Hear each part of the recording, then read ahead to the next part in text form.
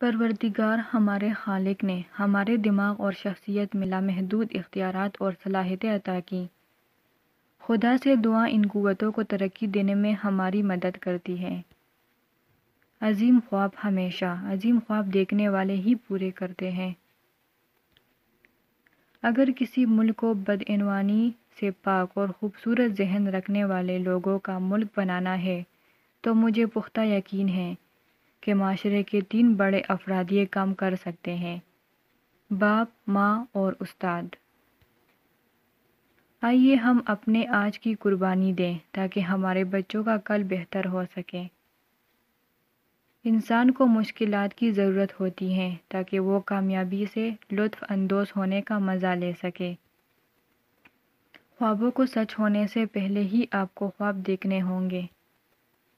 اگر آپ سورج کی طرح چمکنا چاہتے ہیں تو پہلے سورج کی طرح جلو۔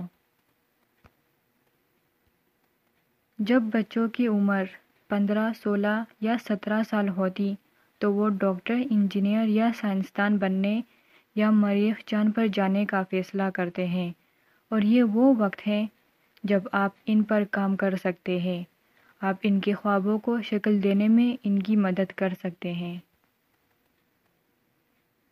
دیکھو، خدا صرف ان لوگوں کی مدد کرتا ہے جو محنت کرتے ہیں۔ یہ اصول بہت واضح ہے۔